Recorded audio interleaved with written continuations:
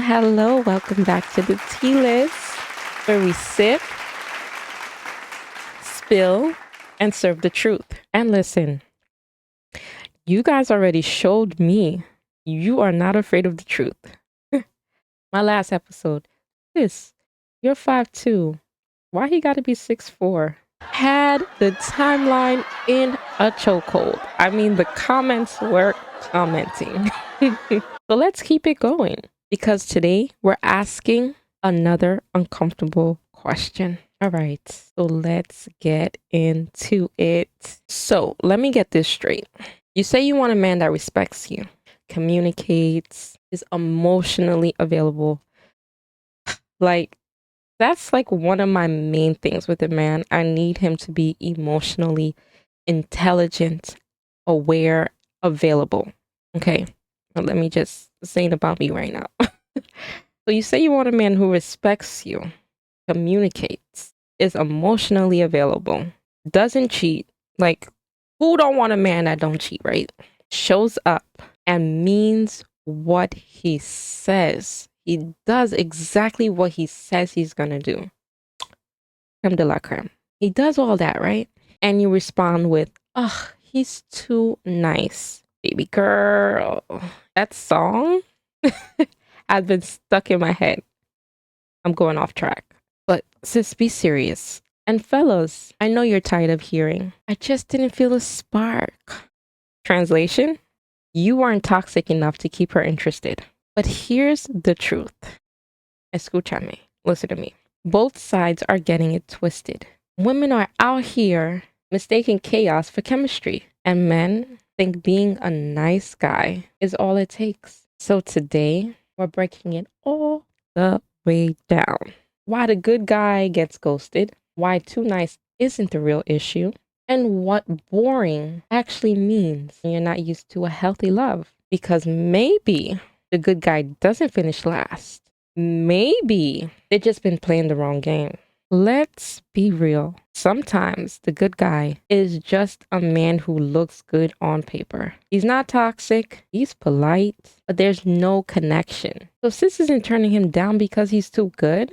She's turning him down because it feels flat. And we don't owe anyone love just because they are nice. A lot of us confuse intensity with intimacy. You think the one who triggers your anxiety must be your soulmate because you feel it so deeply. But guess what? That's your nervous system, not your intuition.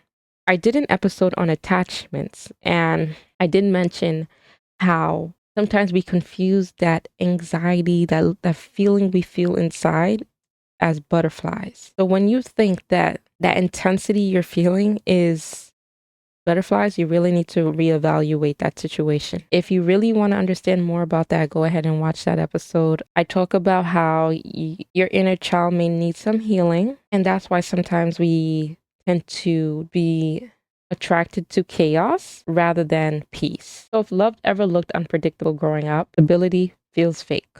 So when the good guy shows up, it doesn't feel real because it's not triggering your trauma. Fellas, being nice is great. It's a great thing, yes, but it's still the bare minimum. Respect is expected. So is emotional maturity. Women want to feel seen, not just safe. And let me throw in a statistic for you. I had to pull out my cue cards this time. You ever in the shower or wherever you are, and you start thinking about a conversation or argument you had with somebody, and then you're like, damn, why didn't I say that? God, I'm upset that I forgot to mention this point.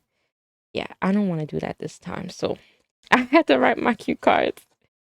So if you see me looking down, it's because I'm reading them. All right, so let me give you the statistic. Over 60% of single men say they feel overlooked in dating, but it's not because you're nice. It's because you're not leading with confidence, presence, or emotional depth. I tend to watch Pop the Balloon a lot because it's just very entertaining. See why men and women pop their balloon over I don't want to even sound like I'm trying to put anybody down, but they just pop their balloon over nonsense. And some of the women would pop because they're like, you're not exuding confidence when you walked in the room. And I'm like, in that particular setting, you can understand how it is nerve-wracking. You have cameras on you. There's a microphone. There's a lineup of women judging you based on your appearance and initial conversation. So, of course, some men can be nervous. I would be nervous on camera, but a lot of them would say you're not exuding that confidence. So I had to pop. You seem nice, but I need someone that just, when they walk into a room, they own the room. We need a man that is confident. We need a man that is emotionally intelligent, emotionally aware, and available. So that's not about niceness. That's about emotional availability, communication skills, and knowing how to connect. So I'm in the season right now where I'm working full time. I'm in school getting my master's in clinical mental health counseling, and I am a mom on top of all of that. So no, a text that says, "How's your day?" with nothing behind it, it doesn't move me. I'm overwhelmed. I'm exhausted. I'm stretched. So if you're showing up as the good guy, I need more than just manners. I need presence. I need initiative. If you see I'm drowning, help me come up for air. Don't just watch me struggle and tell me I'm strong. I need action. Yeah, when you guys say women don't want good men, of course we do. We want men with action, men with substance. Do not sit here and say, "Oh, you'll get through it. You're almost done with school. You got this." No, I don't need that. I know I'm almost done. I know that I can finish it, but right now I'm drowning. So how are you going to help me out with that? The same way I would help you if you're going through something. I would be like, "Do you need some time? Do you want to go out? Maybe get your mind off of it?" I try to provide a solution, not just text you, "Oh, you got this." No. So, step up. Okay? If you're used to struggle love, emotional roller coasters, and anxiety based connections, the good guy feels like a snooze. But that's not boredom. It's peace. And real peace, that can feel weird when you've only known survival. You're not bored. You're just not addicted to chaos anymore. Fellas, don't just be the not toxic guy. Be the guy who listens, leads with intention, and takes up space without steamrolling someone's peace. Men say they want women that allow them to lead. But you need to be able to lead me in the right direction. I'll let you lead. But I need to make sure that you are confident enough and you know what the hell you're doing. I'm not just going to let no man just lead me into making the wrong decision. Not happening. You're not about to put me in no situation I don't need to be put in. So I need a man that exudes confidence, who listens to me and actually listens to me, who pays attention because I pay attention to even the smallest detail. Women don't just want to hear all the good things.